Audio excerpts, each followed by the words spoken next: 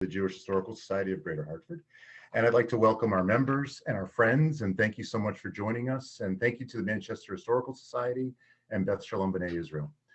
Please consider joining us in attending more of our programs and consider joining us as members, as we're dedicated, like tonight, to telling the stories of the Jewish community in Central Connecticut. I've been looking forward to this program for a long time. The Jewish community of Manchester has been such an important partner for us at the Jewish Historical Society, and want to briefly mention a few important contributors to our mission. As our original executive director, Marcia Lotstein, wrote me, Manchester's own Lil Marlowe was a dedicated volunteer for the Jewish Historical Society for many years. She was constantly praising us and instrumental in recruiting her friends and everyone else she knew to join us. Marcia writes that she could always count on Lil and Irene Tabatsky to help out whenever help was needed. Before COVID, Lisa Plavin was a dedicated volunteer, and we're looking forward to seeing you and other volunteers again after some of our COVID protocols are lifted. Similarly, we're very lucky to have had Bea Brody as our program assistant for many years, and now for Risa Filkoff to be our development consultant after serving as our interim executive director a few years ago at a critical juncture. Finally, I have a quick story to share about the Manchester Jewish community. In the 1990s, I was the supervisor of the now closed Manchester Area Conference of Churches Samaritan Homeless Shelter on Main Street. Working there for 5 years, I got to know how special Manchester really is. At the shelter, some of my best volunteers were from Beth Shalom B'nai Israel. I especially remember 2 nights each year that were very unique. As the only Jewish supervisor, I always worked Christmas Eve and Christmas Day, which coincided with Beth Shalom B'nai Israel's commitment to providing meals to shelter residents to allow the other MAC organizations churches time to celebrate their holiday. I'll never forget how, as we Jews, were able to make Christmas so special for those in the shelter and in the community. Thank you so much for all your help back then. And so, although I never lived in Manchester, it just holds a very special place for me. Thank you so much.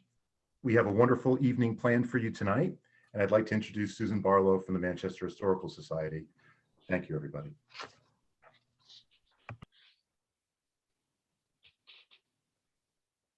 Thank you, Lance.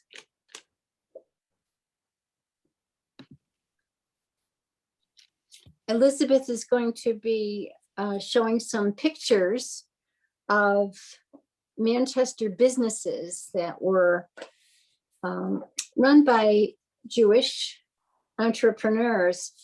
And Marlowe's has got to be the most famous one, and people absolutely adored that store. That first picture that says 1920s, if you look way up the street, look north up the street, you'll see the unique building that used to be the Orford Hotel and became Marlowe's. And on the right, just it was a department store par excellence. It was Marlowe's for everything. And one of the fabulous things about Marlowe's was the family. George Marlowe and his parents, of course, started the store. And George Marlowe was the head of the downtown council. He was just a wonderful community member, very interested in all that went on, and a very generous person. I just want to tell one story. At the time of the closing of the store, which was in 2002, we did a television show there, the Manchester Historical Society television show, interviewed people about Marlowe's. And a woman in her, she was an elderly woman when we interviewed her, but she was talking about a time in the 1940s when she had a terrible fire in her apartment, lost everything. It was the middle of winter. It was Christmas. Actually, it was just before Christmas. Everything was gone, and the kids' presents and the kids' school clothes. And George Marlowe invited her into the store on a Sunday. Now, this was during the time of Sunday blue laws. And he said to her, "Don't ever tell anyone that you came into the store on a Sunday." He said, "Come in, take whatever you need. Kids, boots, coats, hats, clothing, kitchenware, whatever you need." And She said, she started crying. I will never forget his generosity. Wonderful man. Elizabeth, the next slide. So Marlowe's had everything. They had a hairdresser area, they had shoe repair, they sold luggage, they sold clothing and toys. And if you broke the little glass top of your percolator, you could find it at Marlowe's. And George could find it, which was quite amazing because it was a large store with lots and lots of items. But he could find that. If you ran out of paper in your adding machine, the little roll of paper, and it was a different size for every adding machine, he had it there. Next slide. Yes, I remember. Oh, yes. On the far left, those are pictures from the closing of the store in 2002. And it was very interesting. So many people came forward. The shoemaker, he just said, oh, George treated him like family. Oh, what a wonderful man, what a wonderful family. And that picture in the middle, actually, that's me. Well, that's a few years ago. There were posters, there was a cake, etc. Next picture. The man who's in that picture in the very center, Ed Firestone, owned Pinewood Furniture. So that was another Jewish business in downtown Manchester. Just some, this is Fairway. You know, if people were gaga about Marlowe's, they were even more gaga about Fairway. It was a unique store owned by Leo Duran, and he was active in the temple, I believe. They sold kitchenware, kids' crafts, candy. They didn't sell clothing there, but it was just so much fun to go into that store and poke around. Next. Rubino's. I think I was going to talk about Rubino's. So Rubino's preceded Marlowe's, and I had the opportunity to interview Judge Jay Rubino, member of the Superior Court of Manchester. And he talked about his parents and the clothing store that they had, which is in the building that Burton's was later in, and it's now a Thai restaurant there on the corner of Main Street and Purnell Place. Rubino's had the most wonderful ads. You know, we now have on the Manchester Historical Society website all the heralds, well, all of them, but thousands of them. And the Rubino's ads were always a cut above, just stylish, etc. And so another one of the Rubino children was doctor, and then the next generation there are lawyers, etc., and a really prominent family in Manchester. Next. There's Judge Rubino being sworn into Superior Court. On the left, this is kind of interesting. The picture on the left is of the family. When I first interviewed Judge Rubino, I asked him, well, did his parents come from Russia? And he said, you know, at that time, who knows? Russia, Poland, it was a time of great upheaval in Eastern Europe, and you just were glad to get out of there. That was his point. Next. Regal's Men's Shop. I just saw somebody in the chat say that the Apters were family members. People loved Regal's too. It was men's store with a big and tall shop. It had boys' clothing as well as adult clothing. And they would have sidewalk sales, and they would do all kinds of interesting marketing techniques. Like for Washington's birthday, somebody would dress up as George Washington, etc. Next. Well, here's another fabulous business that was in Manchester. the Parkade Bakery. Helen and Joseph Kopman, who were both Holocaust survivors, started this bakery in the 1950s. And I interviewed her as well. She was the most gentle person for all she had been through, and just a very, very generous person, and thought that any immigrants who wanted to come into the United States, let them come in and treat them right. So she said that when they were going to open the bakery, Joseph said, you know, we're going to have the cakes, and the Americans, so they'll want white bread.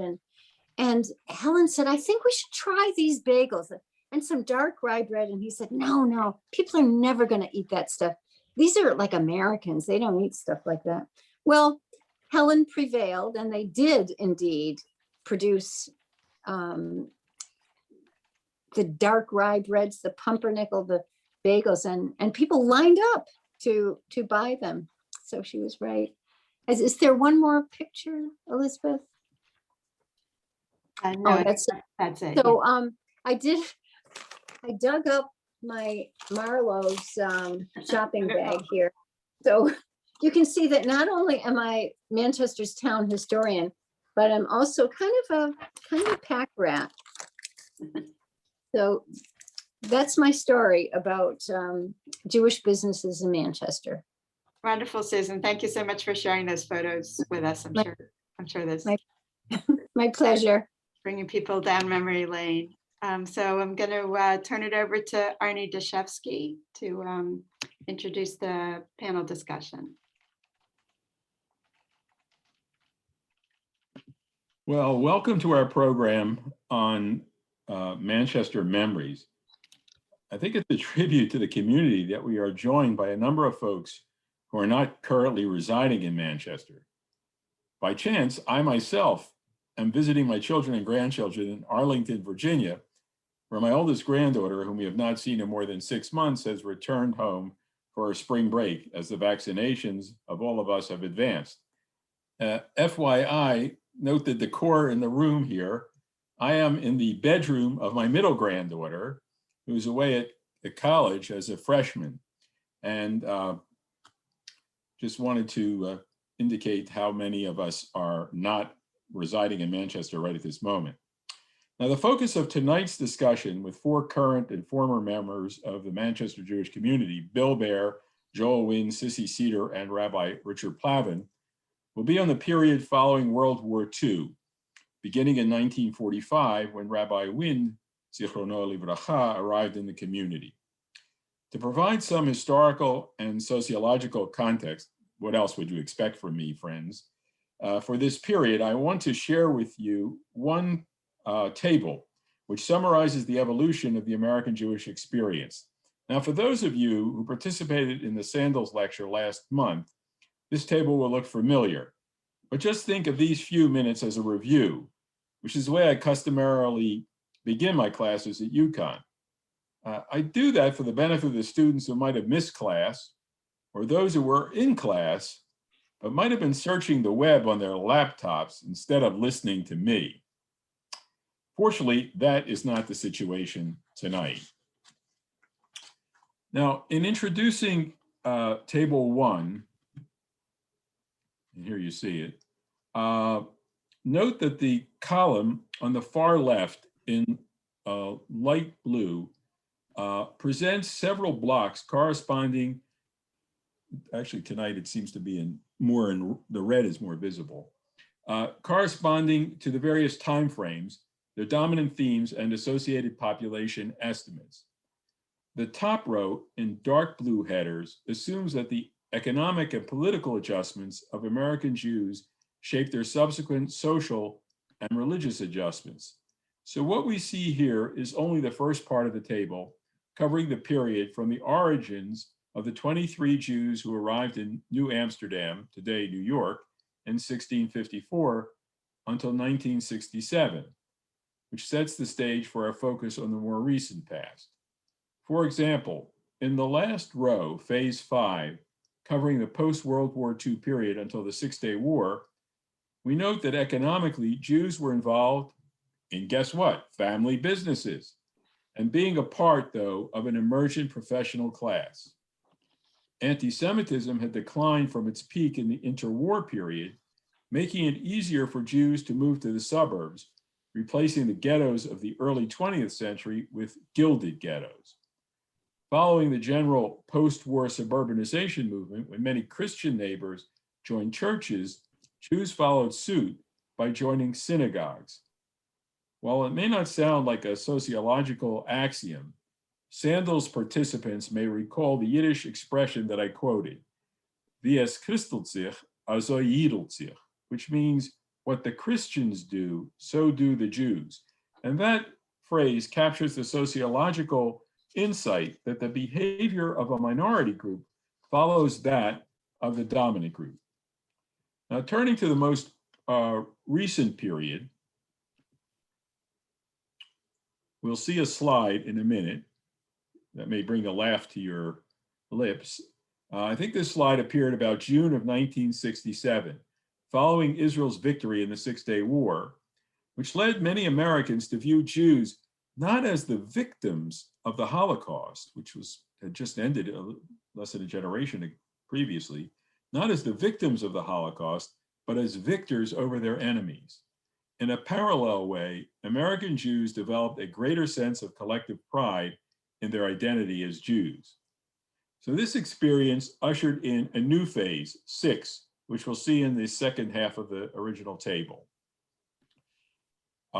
Correct. Since we do not have time, though, to examine each cell, please examine in phase 6, the second from the left column on economic adjustment, which notes a growing professional class and a new emphasis on corporate business employment. The next column shows political adjustment and levels of anti-Semitism. Beginning in this period, anti-Semitism declined from 29% in the 1960s to 20% in 1992, and in phase 7, the bottom row, just 12% in 2013 were deemed anti-Semitic as measured by the Anti-Defamation League, or ADL's 11-item scale. However, anti-Semitism, both on the right and to some extent on the left as well, has strengthened around the presidential elections of 2016 and 2020. And American Jews have had an increased perception of anti-Semitism, especially in comparison to the general public, and a greater sense of insecurity. But meanwhile, in terms of social adjustments in the present period, American Jews attained prominent accomplishments in many fields, appear to be the most admired minority in some national studies, such as that one carried out by the Pew Research Center in Washington, and gained more social acceptance as dramatically illustrated in the striking number of Jewish relatives for several candidates in the 2020 presidential and vice presidential races, and even a Jewish candidate who made a serious bid for president. Now, given this brief overview of the evolving American Jewish experience, we will focus on 3 themes: the economic, religious, and social life of the Manchester Jewish community. We'll spend, as Beth noted, about 20 minutes on each topic, roughly evenly divided by the panelists' reflections and questions from the audience through the Q&A and chat function. Let us begin now with the first question. So we're going to look at the economic life. So I'd like to begin by asking the panelists first to introduce themselves, second to describe why and when their family came to Manchester, and third to tell us about their work connections in the community. We'll start with Bill Baer, more or less in order of their emergence here in Manchester. Bill Baer, Joel Wynn, Sissy Cedar, and Rabbi Plavin. So we'll turn the floor over to Bill Baer. I'm just confirming that Bill Baer is on the call. I'm not sure if he has gotten on. Why don't we Go to Joel. go to Joel, and then maybe we can come back. to Sure. Bob. Yeah. All right, we'll first turn to Joel Wynn to speak about his experiences. Hello. Oh, Hello, Bill is right here. okay. Great, go ahead. Okay, so we'll start with Bill. All right. Okay, do you not see our video? I'm hold on.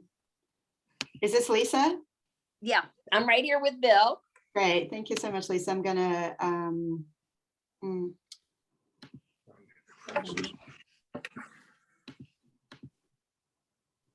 your video's not on, but you're welcome to speak.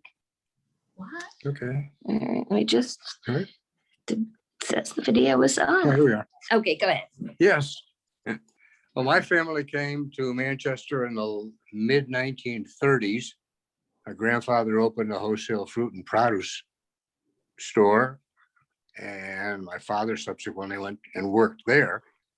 And I was born in the mid 30s and grew up in Manchester. And that's since his store was right, half a block off Main Street, I was very familiar with all the things you're talking about Main Street.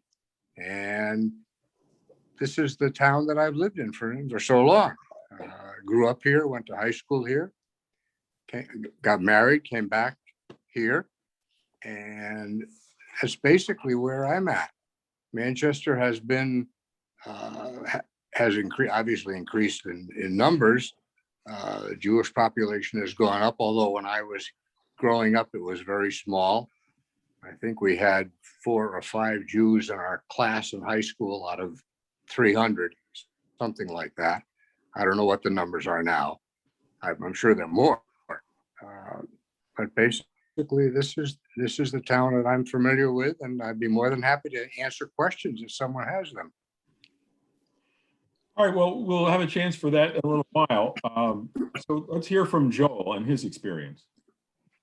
Good evening. I'm Joel Lewind. I was born in Kansas City, Missouri in 1944, just 4 days before D-Day. My dad was the assistant rabbi at Congregation Beth Shalom, one of the many Beth Shaloms. And in July of 1945, we moved to Manchester, and Dad became the rabbi at Temple Beth Shalom. We first lived on Garden Street, then West Center Street, and finally Parker Street. I attended Manchester High, class of 1962, and UConn, class of 1966. I took a job as a night shift computer operator with IBM in Hartford before being drafted into the Army, and I spent a year in Vietnam. In the fall of 1970, I moved to Washington, D.C. to work on my MBA in computer systems at American University. I received my degree in 1972 and spent the next 30 years in the IT arena. In the fall of 2002, I changed gears and I took the position of administrator for the Jewish Historical Society of Greater Washington, D.C., now known as the Lillian and Albert Small Capital Jewish Museum. I retired in 2010. I was elected to the board of the Capital Jewish Museum, and I joined the Capital Campaign Committee to raise funds needed for the new museum building. We raised over $30 million, and we expect to top off the superstructure in June and open for visitors in the fall of 2022. I'm also a volunteer at the U.S. Holocaust Memorial Museum, and I do research for the collections department. I have no work connections to Manchester. You have a lot to say about your relationship, and we'll hear more about the religious life in a little while. Now let's turn to Sissy Cedar and tell us about when you came to Manchester and what you can describe a little bit about the economic and work life that you're familiar with. So, Sissy, unmute yourself so you can speak. I think you're still muted. You're still muted. Can you hear me now? There we go. Yeah. Yes. Go ahead. Okay, I just wanted to set the stage a little bit. First of all, I think that I just want to go back because I have a list of other businesses on Main Street. I just wanted to name them because I don't want people to feel left out. There were Tots and Teens. There was Weldon's Pharmacy, Harrison's, Burton's, West Hampton. But there are many more, and I feel badly that some of them weren't mentioned. But anyway, when I came to Manchester, I came in 1952, and World War II, of course, it ended in 1945. So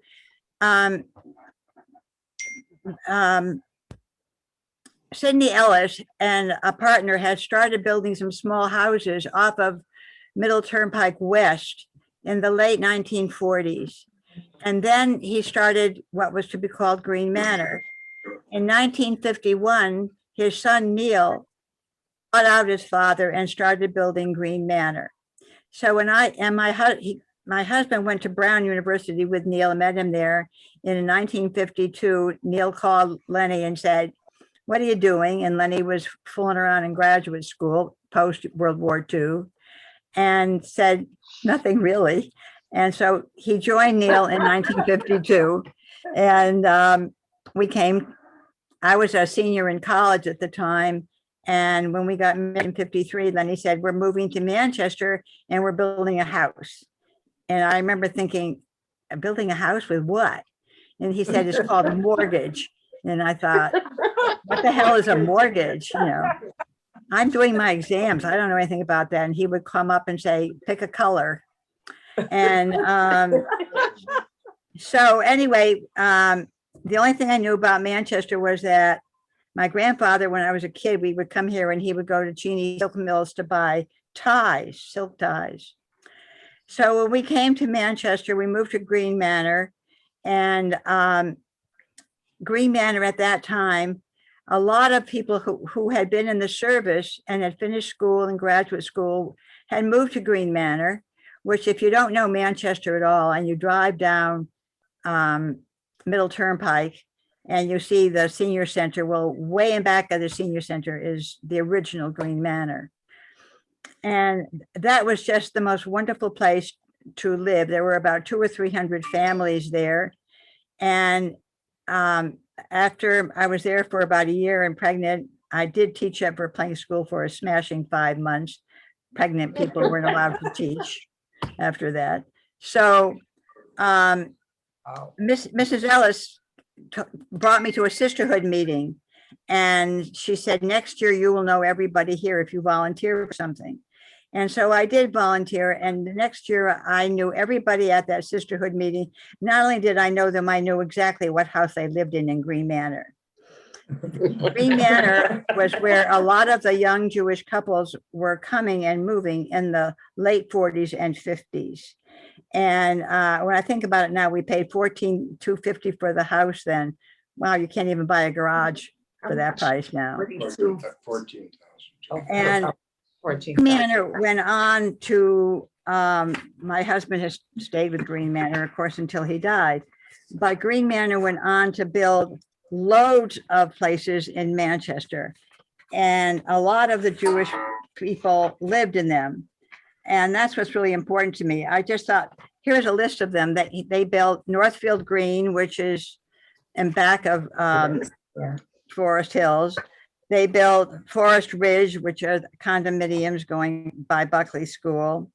The Ribbon Mill Apartments, which were the first apartments that were once owned by the Cheneys and then they became Manchester Modes, and then they became the Ribbon Mill Apartments. Northfield Green, Southfield Green, all the homes off of Cushman Drive, and eventually up here into Forest Hills. And I must tell a story from that Leah Schmerler told me that when they were coming to Manchester, they went over to find out where the Jewish population was because they wanted their kids to go to Solomon Schechter. And they were told that Hartford had the first, or West Hartford had the largest number, but that Manchester had the second largest number of kids attending. And so she said, "Well, where in Manchester are the kids living?" And they said, they put something on the map and said Forest Hills. And so that's where they decided they wanted to move, was to Forest Hills. In those beginning years, I knew everybody, and I knew especially all the Jewish families. And we had a lot of activities going on, and everybody did it. One of the biggest memories I have is we brought Alan King to Manchester and opened up the high school auditorium. And I was in charge of the ad book. And why I know all about the businesses, because I started at one end of Main Street and walked my way down to the other end of Main Street. And it was just the most successful yearbook ever. And thanks to all the Jewish families in Manchester. Green Manor also built the parkade, and it's interesting that you talk about, and the apartments are joining it, about Helen Kotman, because she became a very, very dear friend. And that housed a lot of other Jewish businesses that you need to mention. So when Alan King came, we opened it up to the town, and Manchester High School auditorium was just full. And then we brought Yo-Yo Ma, the balloonist here, and it was a wonderful time. Cellist. I didn't know that. No. And at night, you know, I think almost every house had kids living in it. And your kids either went to the Green School or to Buckley School. In my daughter's Hebrew school class, there are at least 25 kids. And at one point, there were over 300 kids, which is why they had to build one of the new temple.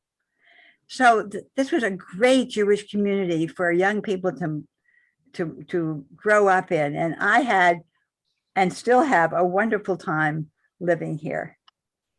Thank you, Sissy. That's great. Nice. Yeah.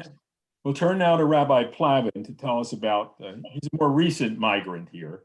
I've been here 42 years. Oh, my. No. No. Oh, Not Sissy, what are you drinking? Rabbi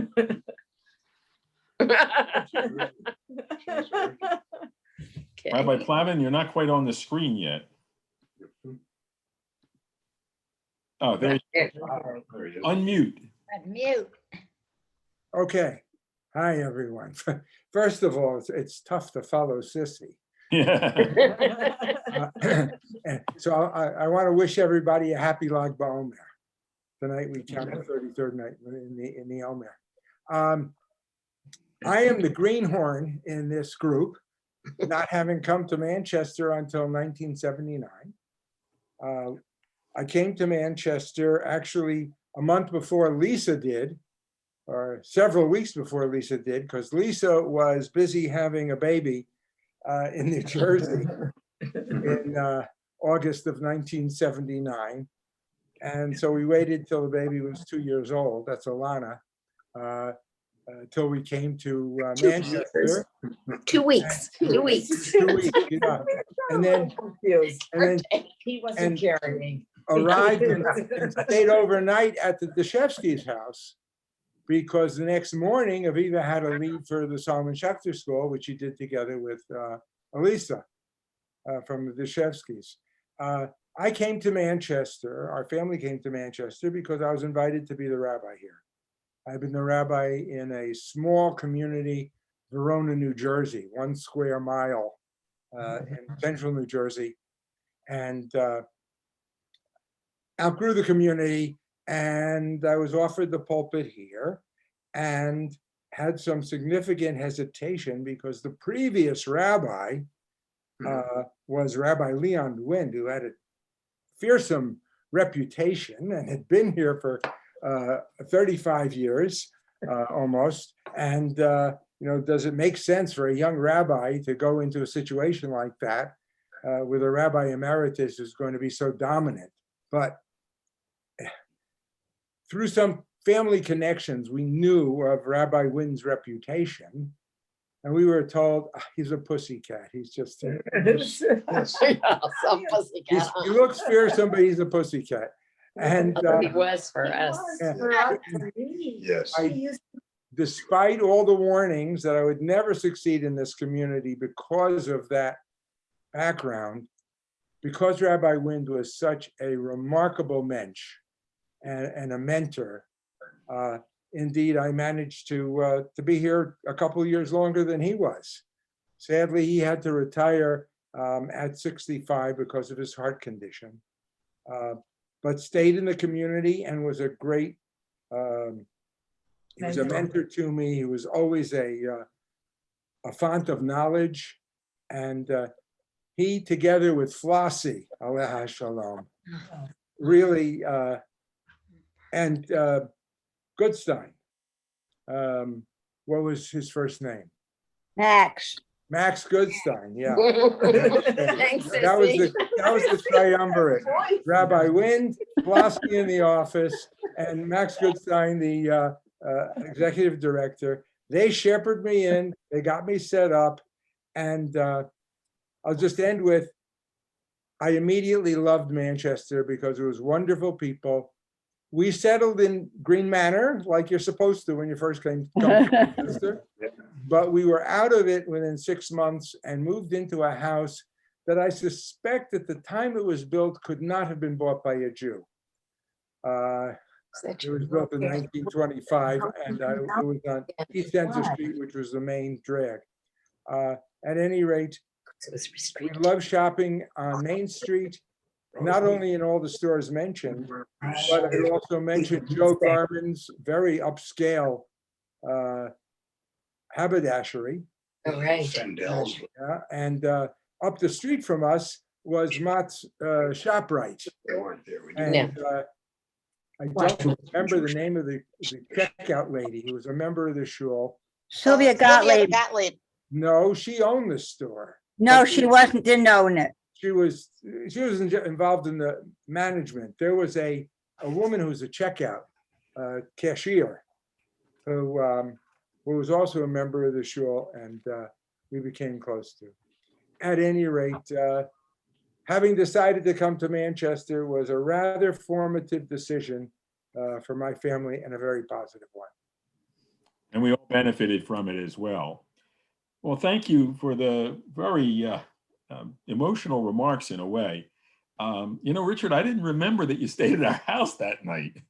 We did. We were very impressed with the condominiums of Northfield Green, and we were a bit jealous we couldn't find something as nice, but we managed. Yeah.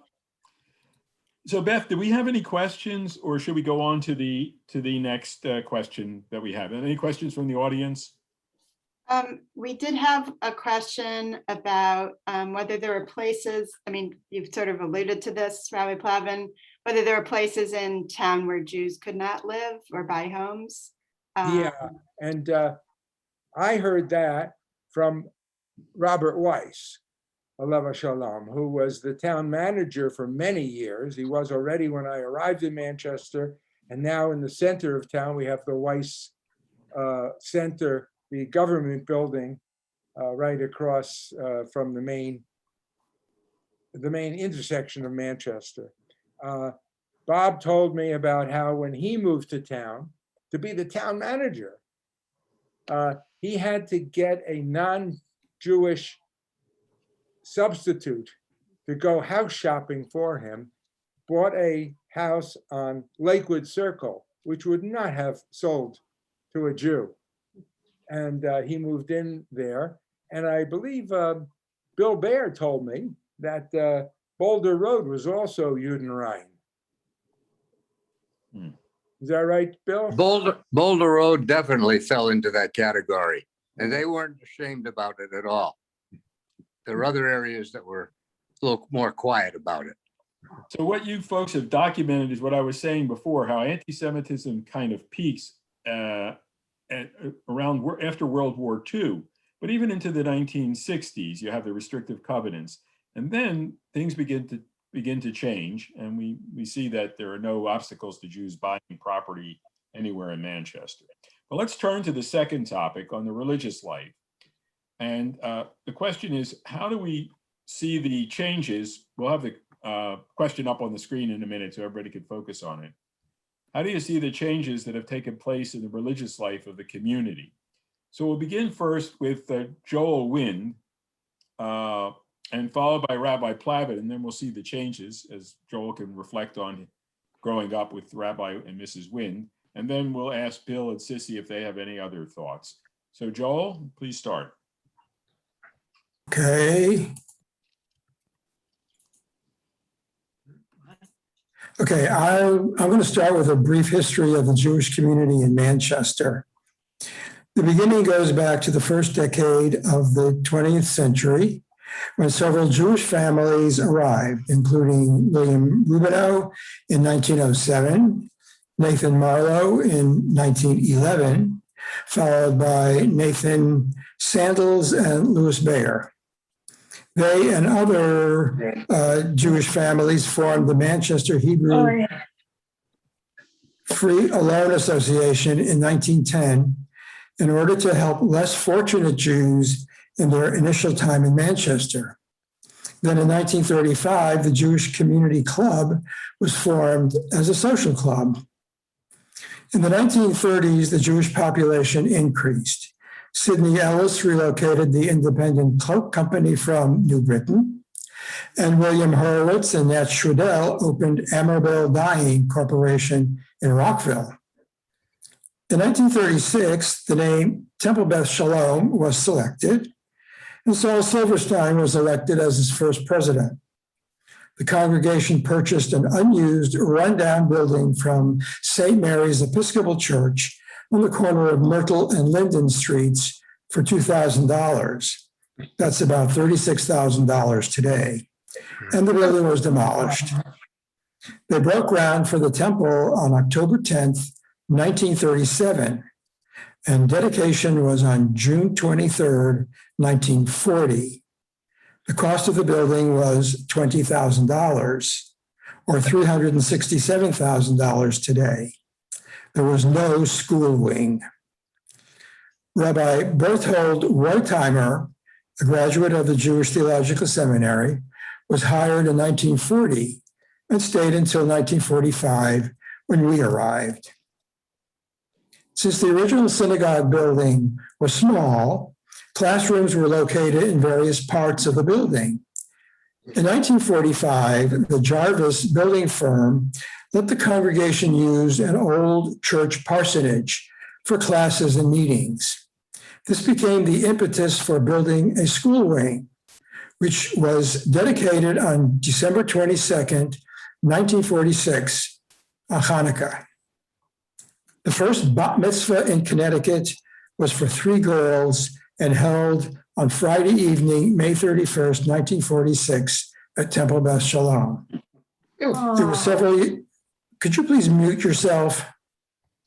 It was several years later that group bat mitzvahs gave way to individual bat mitzvahs, and they were moved from Friday nights to Saturday mornings.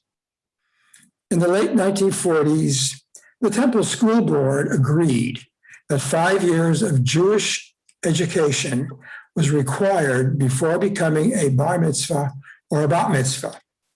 This was not to everyone's satisfaction, but gradually it became the norm in Connecticut. In September 1950, Cantor Melvin Etra began as cantor and Hebrew teacher.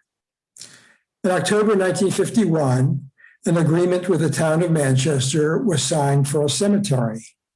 It was dedicated in November 1952. The Holocaust Memorial was added a few years later, thanks to the Kopman family. In 1954, Cantor Etra resigned, and Cantor George Wald began in September.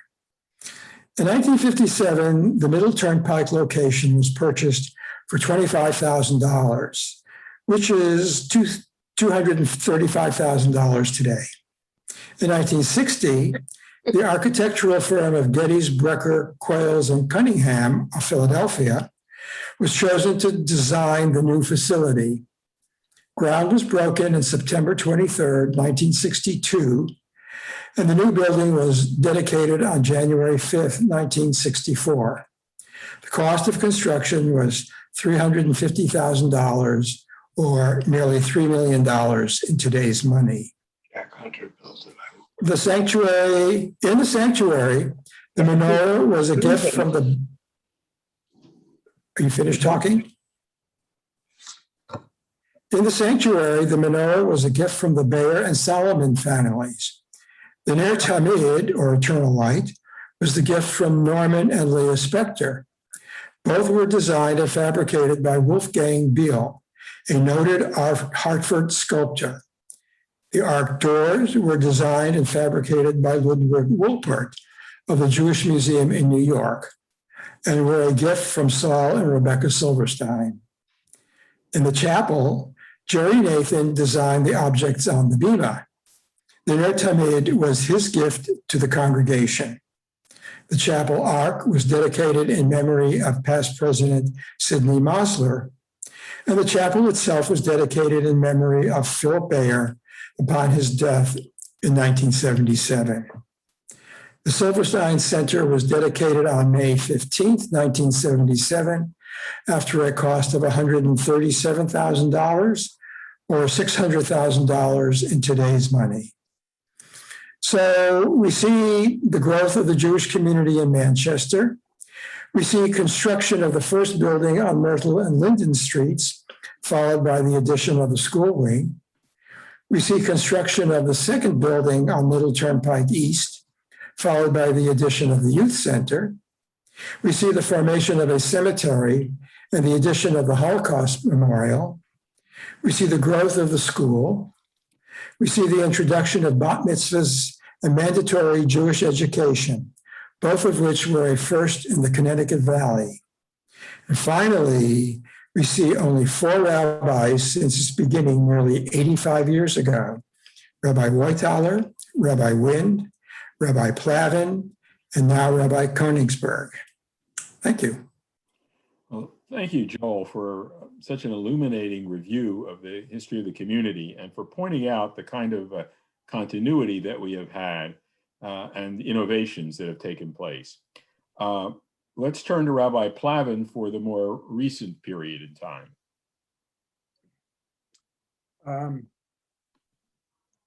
Well, as you heard so excellently from Joel,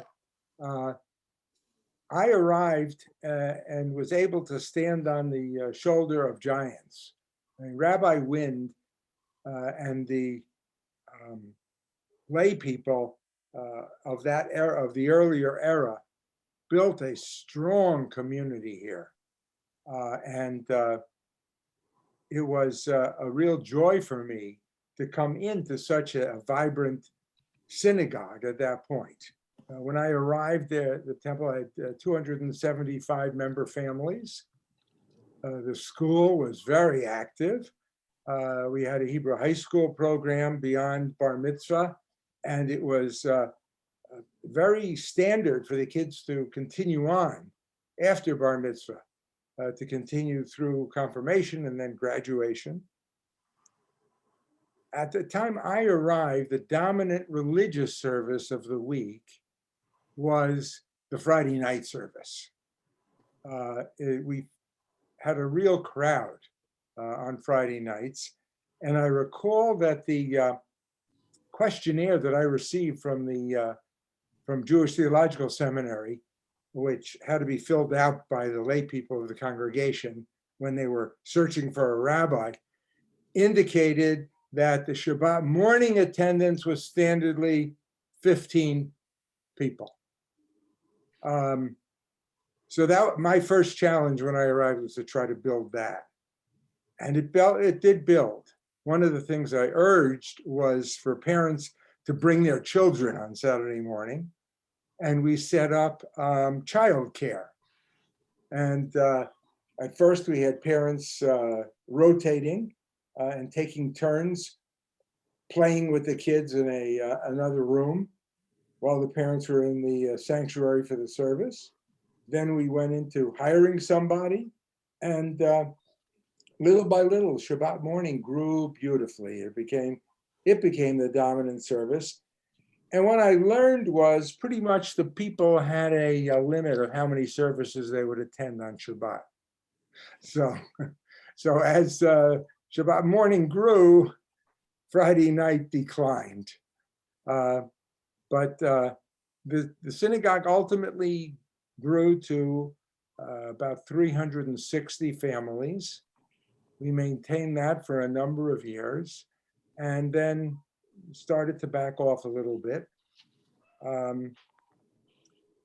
And 11 years ago, Temple Beth Shalom became Beth Shalom B'nai Israel when we merged with B'nai Israel from Rockville. And that was a tremendous shot in the arm for both congregations. It was a win-win. I'll mention that for my first 17 years with the congregation, Israel Tabatsky was our cantor. Alav Shalom. And he was wonderful and very sadly passed away 2 weeks before his retirement date. And that was a blow to the community. We had several wonderful cantors that followed Cantor Tabatsky. Rabbi Wind was an active participant in community life for many years after his retirement. And when he had to have future surgeries, he used the synagogue as his exercise gym. And I remember walking with him around and around in the auditorium, and he was a font of knowledge. I'll conclude with this.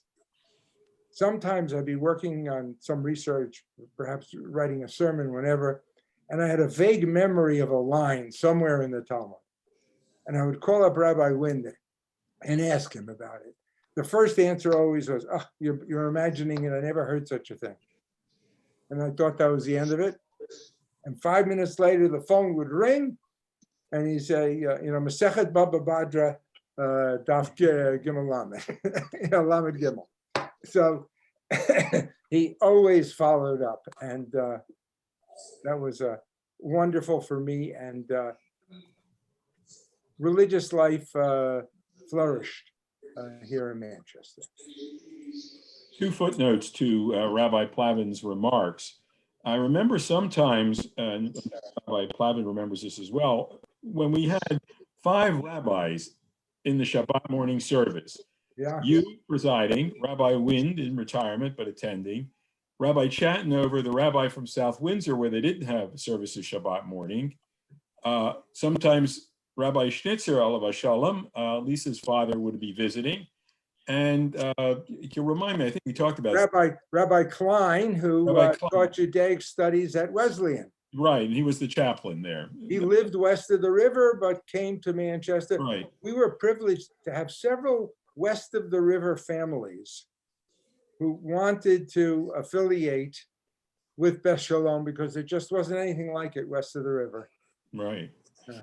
One other comment to sort of put Rabbi Plavin's initial remarks in context, but the transformation from Friday night to Shabbat morning, I think, was facilitated by the changing economic composition of the shul from the business who worked on Saturday and therefore wanted to be a part of religious life and attended services on Friday. And I'm sure that went back to the 40s, 50s, and 60s.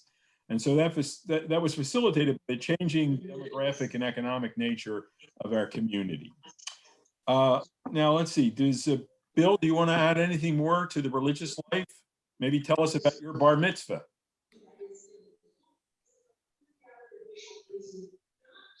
Are you unmuted, Bill?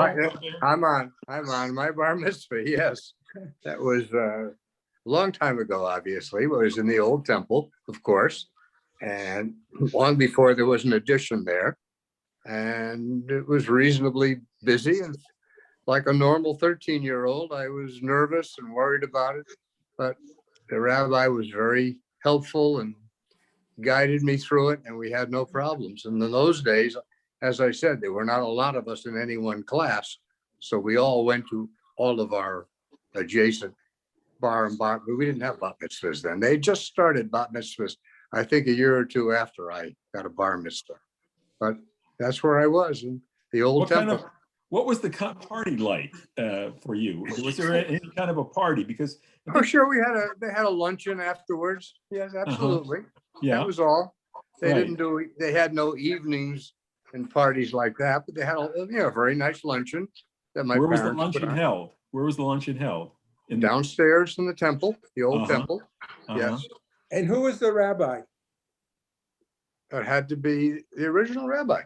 Rabbi Walter? No, Started with a W. was it Whiteteller? I think that's all there was. Must have been, had to Yeah. be. Had It to had to be. be Rabbi- Whiteteller, of course. Rabbi Whitehaller. Rabbi Whitehaller. That's right. It was. Wow, that goes back. Well, thank Many you. years. Sissy, did you want to add anything about your experience of religious life in the community? Unmute yourself, Sissy. Sissy. We can't hear you, Sissy. Can you hear me now? Yes. I think it was Rabbi Wayne. Can you hear me now? Yes, go ahead. Tell us a little bit. I wanted to just say that Neil Ellis and Sid Wormner were the first bar mitzvahs in town, and their bar mitzvah was at the Mason House next to where Cabby's now Cafe Ora is. That's where their bar mitzvah was held. And when I first came, this man came to my door. His name was Leon Kramer. And he said to me, Oh, I remember. I think you need to join the temple. I thought to myself, oh, I just thought one goes to temple. Because as a kid, I just went. I didn't know anyone really paid for anything. And, but my husband and I joined right away. And at bat mitzvahs were held on Friday nights and not on Saturdays. And people would just bring cookies made at home, or you would have a reception at home, but nothing like what goes on today. And every one of my friends, with one exception, lived in Green Manor at the time. Another thing I just want to remind people or tell people about, Sidney Ellis bought out one of the Cheney mills and made it into Manchester Modes, which became one of the largest in the country. And every year, there was a woman named Laura Cooper, who was a member of the temple. She would have this tag sale at the temple with all the remnants that Sidney Ellis would donate to the temple. And it became citywide. People would line up to buy all this material to sew for, and it was always held in the temple. And my kids, of course, all went and for bar and bat mitzvah, and today they still recite things from heart, and it's terrific. Great town to grow up in. Thank you. You know what? Oh, just one. Arnie, Yep. this is Lou Siegel. I have to introduce a couple of footnotes to the interesting things that were said about the religious life in Manchester, which we've been a part of for 61 years. The Benot Mitzvah, the girls were on Friday night in the new building, the building that we occupy now. And there was a party after the evening service. And as the years moved on, those parties became more and more extravagant. And Rabbi Wind was very troubled by that. And finally, I don't know whose bat mitzvah it was, but there were balloons flying all over the. Anyway, Rabbi Wind said, "Take down those balloons," and he installed a prohibition against extravagant Benot Mitzvah on Friday night. The boys, however, were the B'nai Mitzvah were on Saturday morning, and because there was a Torah reading and a Haftarah, but those ceremonies were held in the chapel because the big crowd, the guests of the Bar Mitzvah family, would fill up the sanctuary, and the regulars, who were very few in number of Saturday morning, Shabbat morning services, were very comfortable in the chapel with the without the bar mitzvah. That was a kind of an awkward thing that Rabbi Wind experimented with, and I think it just faded away, and everything was held in the sanctuary. Eventually, the Benot Mitzvah, the girls, moved to Shabbat morning, and those services were held in the sanctuary, and which reminds me of the other point I wanted to make about the evolution of the role of women, females in our congregation. In addition to the girls being put on an equal par with the boys when it came to bar and bat mitzvah, eventually Rabbi Wind broke through the glass ceiling or glass wall or whatever you want to call it, and called women to the Torah on Shabbat morning for Aliyot. And Shirley and I are proud of the fact that Shirley was the first woman called for such a thing. I want to tell you that when I came to town, they were still having the separate, regulars in the chapel, bar mitzvah in the sanctuary, and I immediately forbid that and put an end to the chapel service. We had to have everyone in the sanctuary together. So, and I was also told that they were very anxious for me to insist that women be called, be counted in the minyan and called to the Torah, because that while it had been permitted, it really wasn't happening. And they wanted to see me promote that. And it developed quite a, quite a fashion at that point. But I was told that Rabbi Wind absolutely dictated what could and could not be on the menu at a party. You couldn't have a cake that was too elaborate. Tuna salad was really just fine. You didn't have to have more than that at a bar or bat mitzvah party. Yeah, all this testifies to the vibrancy of the community and its creativity. Just one loose footnote about the bat mitzvah, and then we'll go on to the next topic. So why was the bat mitzvah held on Friday night? Because the first bat mitzvah was held, organized by Rabbi Mordechai Kaplan, who was on the faculty of the Jewish Theological Seminary, when he called his daughter up on a Friday night to read the Haftarah.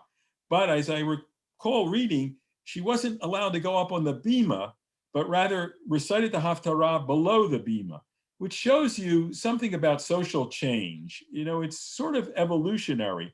And then within a couple of decades, now we see that in Connecticut, our synagogue was among the first to initiate this bat mitzvah ceremony for girls, following the precedent of Rabbi Kaplan on Friday night. Well, let's go on to our third topic. We want to end by 9 o'clock, and that's to discuss the social life. And we want to ask our panelists their earliest impressions of social life in Manchester, including growing up in Manchester. Maybe the question will go up on the screen in a minute, and networking with other members of both the Jewish and non-Jewish communities. And we'll start with Sissy and then go to Bill, Joel, and Rabbi Plavin. So Sissy, what is your recollections of, well, you didn't quite grow up here, but coming of age here?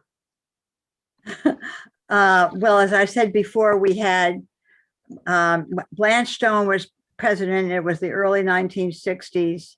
And we had all those really famous people come to town and for entertainment. And the whole town went. It was really kind of risky. I can remember going to a sisterhood meeting and deciding we were going to really go all out and see what would happen if we spent a lot of money. And growing up in Green Manor, in the very early years when I was here, there would be dances that we would hold, where now you see that Taekwondo building. In there were some social life. So it helped the young couples in Manchester to meet each other, which we did.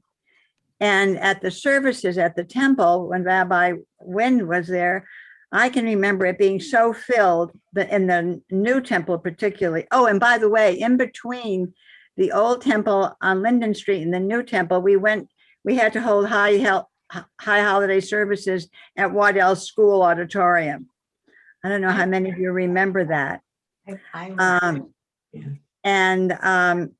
But when we moved into the new building, it became so crowded on the high holidays that they had to open up all the back rooms, and you really had to get there early if you wanted to get a seat. It was exciting. It was very Bill, maybe tell us a little bit about networking with other members of both the Jewish and non-Jewish communities.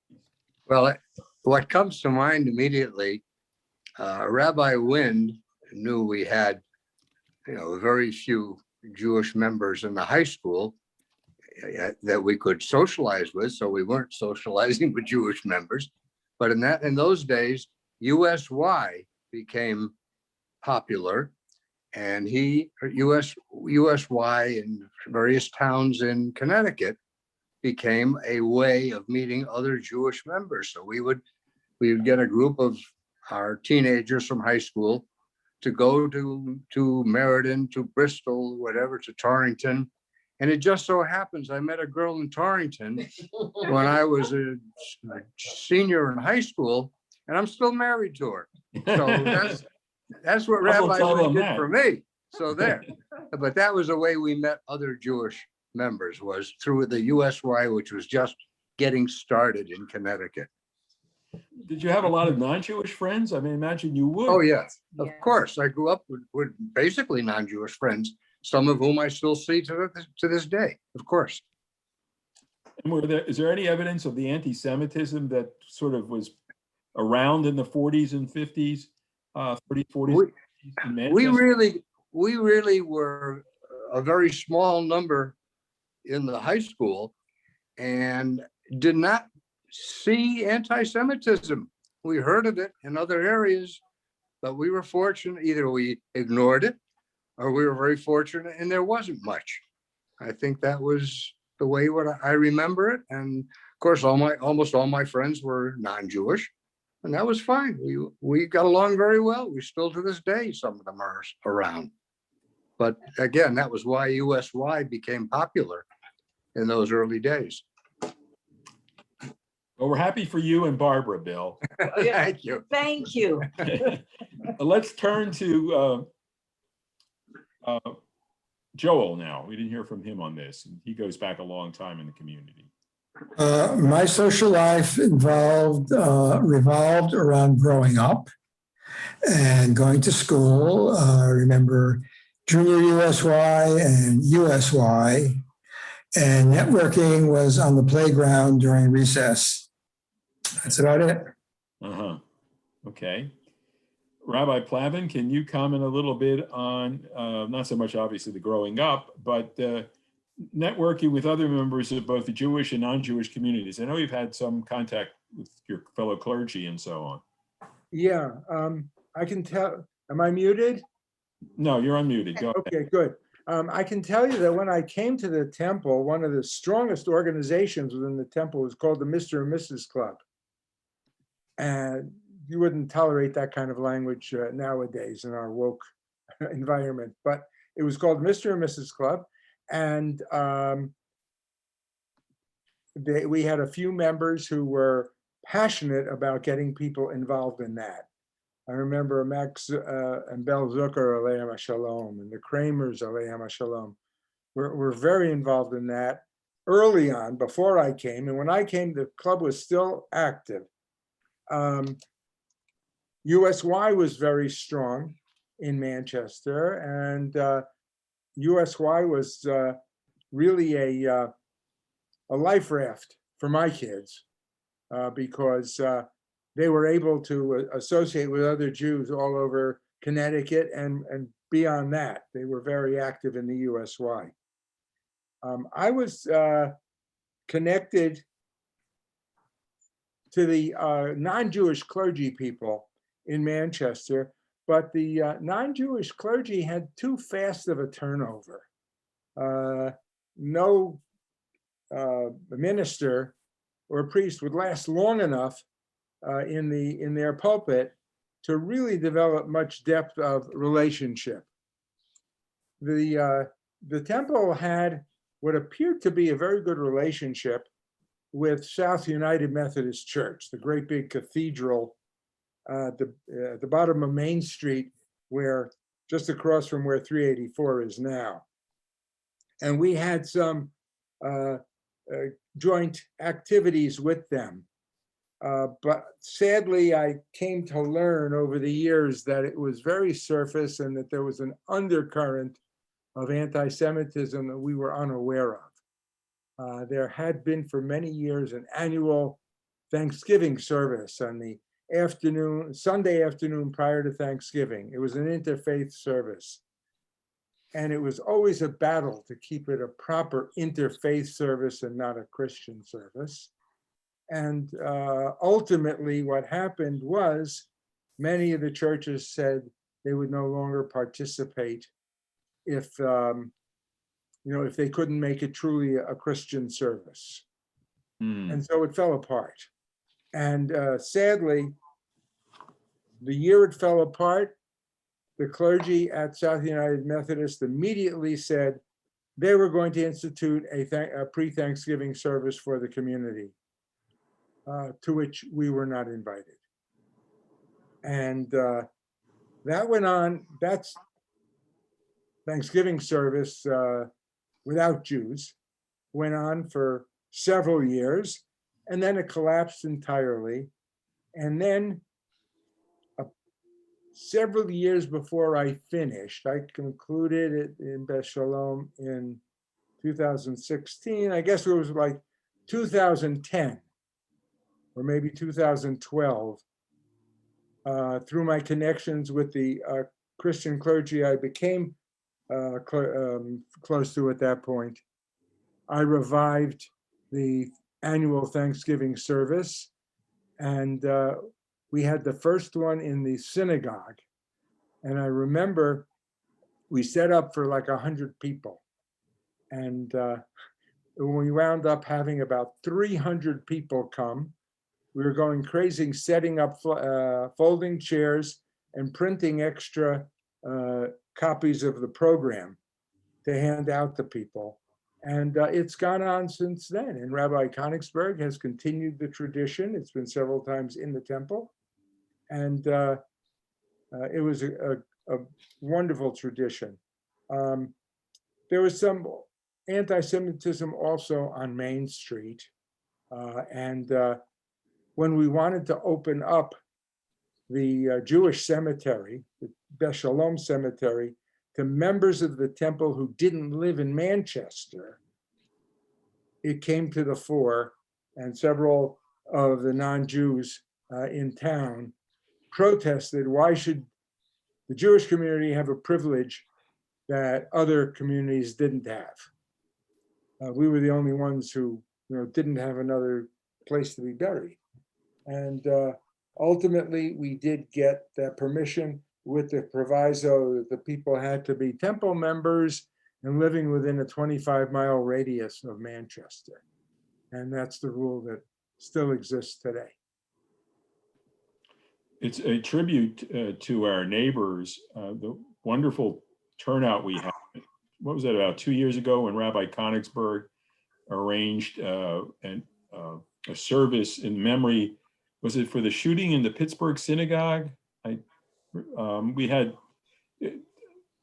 a small, the number of non-Jews who attended was so much greater than the Jewish members who attended. Not that we were small in numbers, it just was so many that attended. And it was, I think, a real tribute to the kind of respect and concern that our fellow non-Jews had for our loss. I'm trying to remember which horrible incident it was. Don't think it was Pittsburgh. Yeah, I think so too, yeah. No, I don't think it was Pittsburgh. Oh, it wasn't Pittsburgh, no.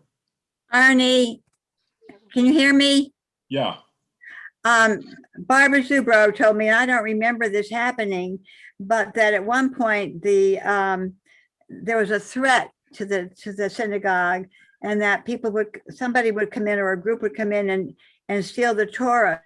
And so that one of the ministers in town, after the high holiday services, would take the Torahs and they would hide them in their church and then take them out again as we needed them. Wow. That is an interesting. Yeah, I never heard that. Very interesting. Yeah, very interesting. When Lou was president, we organized a Jewish Christian dialogue group, which went on for something like 20 years. There were several wonderful members. Nancy Carr, some of you remember, was the head of the Manchester Area Conference of Churches, was very active, Catholic. Barbara Baker, Lutheran. There was Elaine Hogan, something with an H, was Methodist. And it was really a wonderful group that went on for many, many, many years. Nancy Carr was a tremendous supporter at the time of the movement to free Soviet Jewry. And I remember her wearing a bracelet for Ida Nudel and speaking out whenever we had any events that talked about trying to get the refuseniks out of the Soviet Union. Well, as we're drawing to a close, I wanted to ask Beth if there were any other questions that came in that our panelists could address before we wrap up. We hope to end a little before 9. Yes, a couple. I'll just put them out and people can respond to whichever one they want. A broader question, I guess, was when did Manchester become a place that started to draw Jews compared to Hartford, West Hartford, Bloomfield, et cetera? So that's one question. What were the forces that caused that to happen? Another, somebody just wanted a confirmation of when that first bat mitzvah happened, that if it was the first one in Connecticut, they were wondering when that happened. And the third question I just wanted to put out was a question about if anyone had any anything to say about relationships between the Jewish community in Manchester and other minority communities in Manchester, so African-American or other minority communities. So those are 3 questions that I'm seeing. Could I mention something about what drew Jews to Manchester? There's a couple of things. One, we had a tremendous medical community. Doctors sort of drew each other, and practices were available here in Manchester. Another thing was the proximity to Pratt Whitney in East Hartford. Many engineers came here to work for Pratt Whitney. Those people made up a nice portion of our community. Again, that illustrates the shift from the family business to the more corporate business life that people began to participate in, working for engineering companies, insurance companies, finance, and other areas in finance. The University of Connecticut is also a factor which kind of fits into that professional. Yeah, we had a great carpool from Forest Hills to you. Yes. In my time, we used to think that people from the other side of the river would come east of the river for 2 reasons: eat at Cabby's and go to the university. But in some of my notes from the past, I have noted that in the beginning, around the late 30s, Mr. Tamaris would come from Hartford to teach the young men, get them prepared for the bar mitzvahs. And he would often arrive on a motorcycle. And at that time, in the late 30s, the classes were held in Tinker Hall, which was named for a Dr. Tinker, which was above Bliss Hardware on Main Street. And I think, did you talk about the addition that they had put on in the old temple because the town was growing so fast? Saul Silverstein was the first temple president.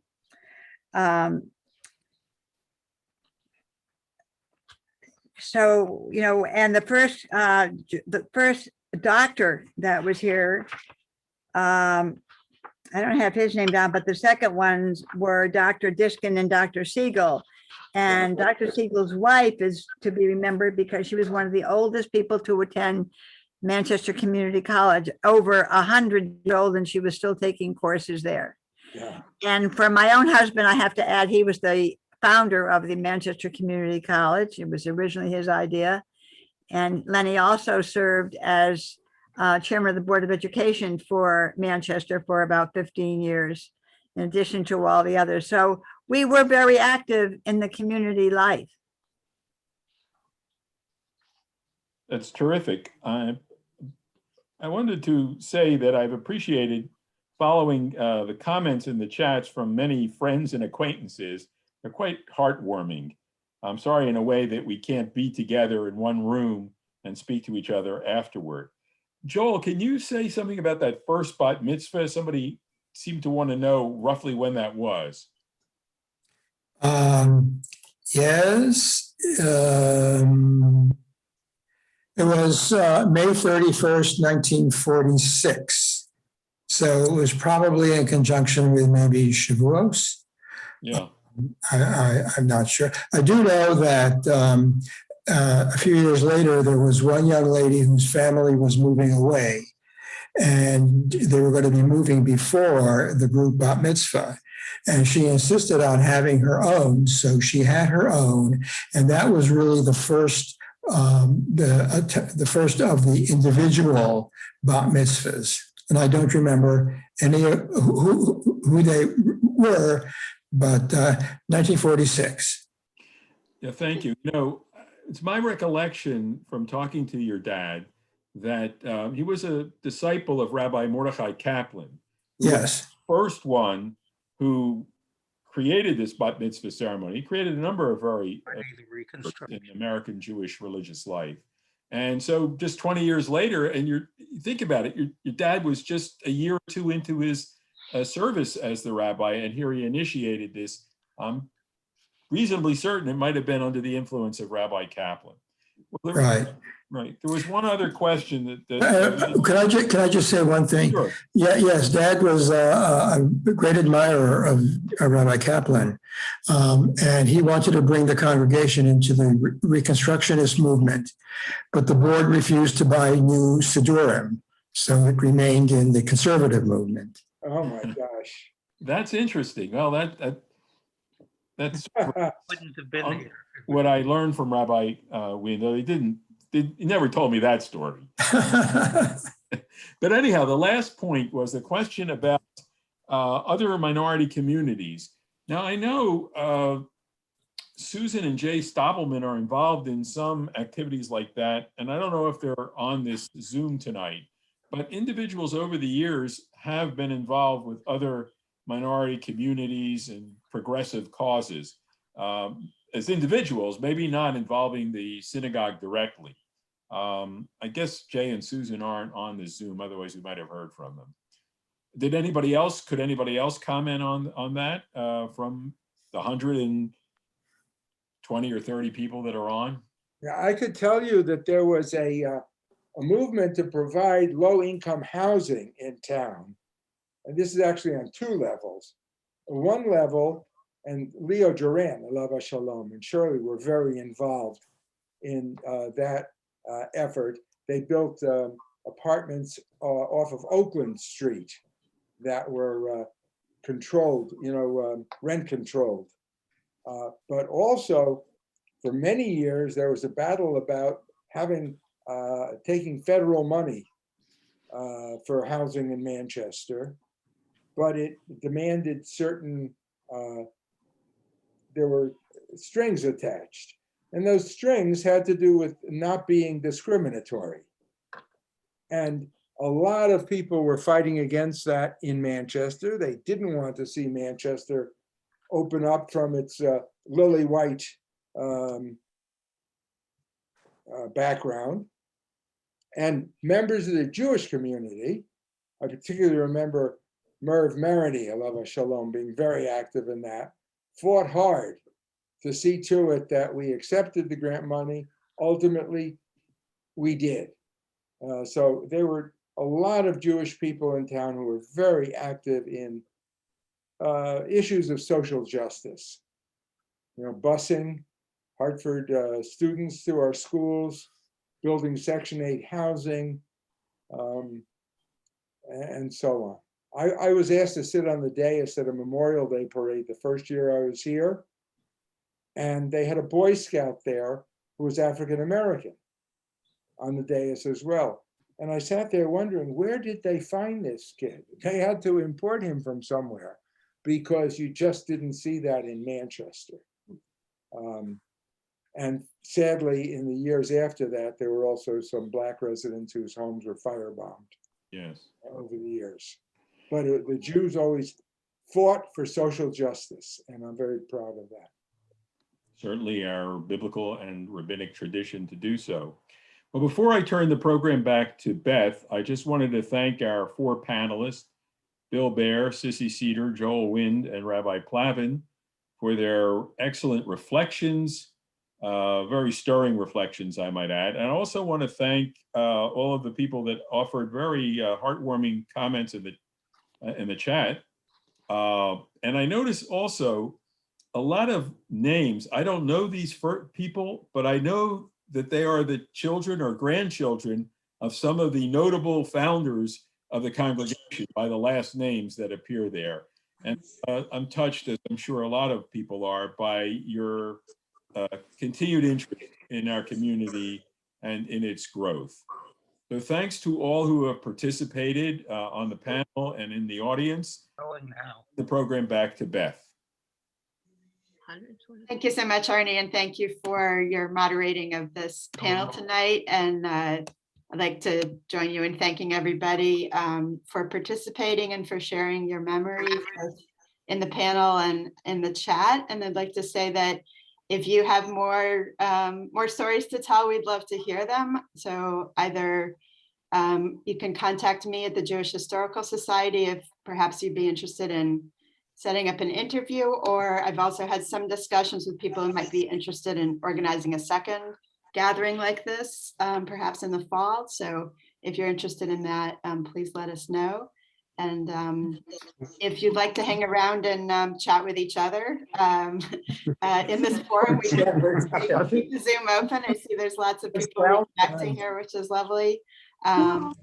But we wanted to wrap up the program itself so that people could get on with their evenings if they wanted to. And as you can see on the screen, I wanted to just take the chance to thank all our supporting members and all our regular members that help the Jewish Historical Society put on programs like this. And we'd like to thank our partners at the Manchester Historical Society and at the synagogue for helping us organize this, and especially my little team of Risa Filkoff, Rabbi Plavin, Lisa Plavin, and B. Brody for helping us get this program together. Elizabeth, thank you to you. Thank you. Thank you very much. Lila Tov, and advanced Shabbat Shalom to everybody. Absolutely. Thanks, Arnie. Is